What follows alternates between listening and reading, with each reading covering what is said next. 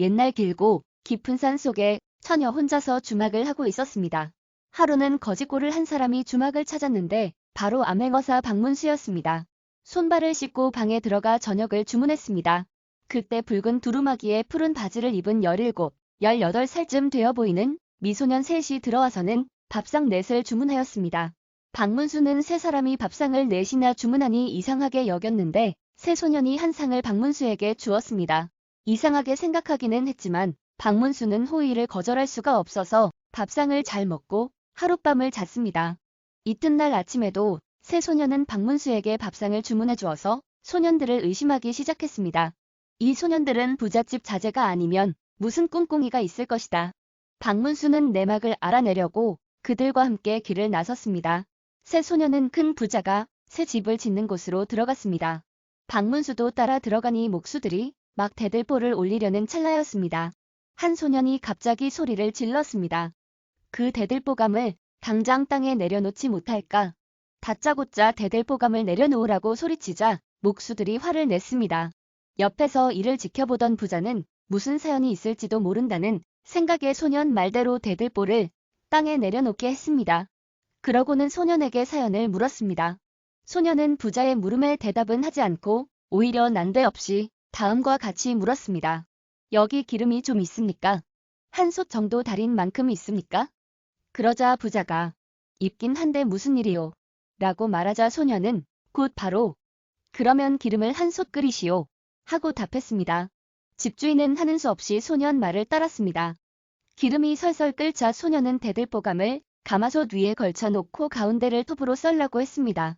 아이고 저걸 톱으로 썰면 대들보감을 버릴 텐데? 하고 주변 사람들이 수군거리자 소년은 아 걱정하지 마십시오 라고 주변 사람들의 걱정을 무시하고 대들보를 자르게 했습니다. 목수가 대들보를 자르자 놀랍게도 그 속에서 지네가 꿈틀거리며 나왔습니다. 지네는 나오다가 설설 끓는 뜨거운 기름솥에 빠졌고 얼른 솥뚜껑을 덮자 솥뚜껑이 들썩이다가 잠시 후 조용해졌습니다. 이제 안심하고 집을 지으십시오.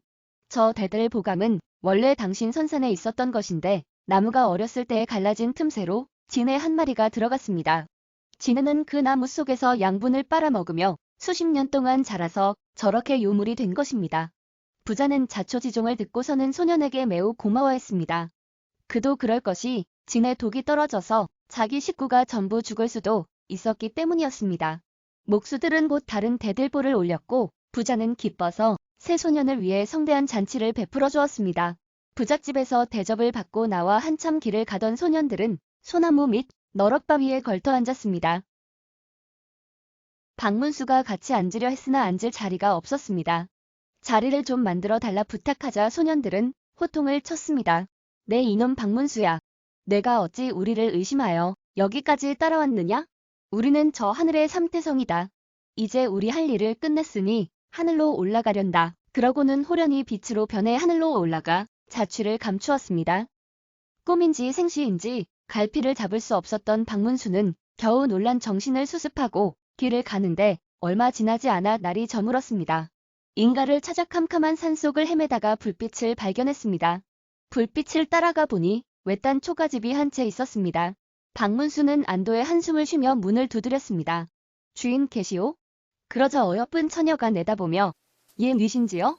라고 물었습니다. 박문수는 곧 길을 가다가 날이 저물었는데 갈 데가 없어서 이렇게 왔습니다. 폐가 되지 않는다면 하룻밤 묵을 수 있겠습니까? 라고 공손히 답을 했습니다. 처녀는 흔쾌히 수락을 했는데 밝은 불빛 아래에서 보니 그 처녀는 다름 아닌 주막집 처녀였습니다. 안면이 있는 터라 두 사람은 반가워했고 처녀는 곧 밥을 한 상 차려주었습니다. 그런데 어서 밥을 드시고 여기서 기다리세요. 전 목욕을 하고 돌아올 테니 다 드신 밥상은 저쪽으로 밀어 놓으시고요. 하며 말하고 사라지더니 몇 시간이 지나도 그 처녀는 나타나지 않았습니다. 지루해진 박문수는 산책이나 하려고 마당으로 나왔는데 마당에 내려서니 삼태성이 하늘에서 밝게 빛나고 있었습니다. 미소를 지으며 삼태성을 바라보던 박문수는 산책하다가 앞겨울 쪽으로 가게 되었고 처녀가 목욕하러 갔다는 사실을 떠올리며 몰래 다가가 훔쳐보았습니다. 그런데 처녀는 사람이 아니라 발이 숭숭 달린 커다란 지네였습니다. 너무나 놀란 박문수가 가슴을 쓸어내리는데 진해가 다시 사람으로 둔갑하여 박문수 쪽으로 다가왔습니다. 급히 처녀 집으로 되돌아온 박문수는 달아날 궁리를 하였으나 이미 눈치를 챈 진해 처녀는 방문 앞에 딱 버티고 섰습니다. 달아날 생각은 하지 마시오. 난 천년 묵은 진해인데 오늘 당신과 하룻밤을 지내고 나면 이제 사람이 될 것이오. 그러면서 진해는 박문수에게 달려들었습니다. 그때 열린 방문으로 빛이 비추더니 아까 그 세 소년이 나타났습니다. 소년들이 동시에 주문을 외자 처녀는 진해로 변하면서 괴로워하다가 죽어버렸습니다. 박문수가 영문을 몰라 어리벙벙해 있자 한 소년이 설명해 주었습니다. 이 진해는 아까 낮에 대들보 속에 숨었던 진해의 여동생이다. 오빠의 원수를 갚으려고 이런 짓을 한 것이다. 말을 마치자마자 세 소년은 박문수가 고마워할 틈도 주지 않고 다시 빛으로 변해 하늘로 올라가서 별이 되었습니다. 끝까지 시청해 주셔서 감사합니다.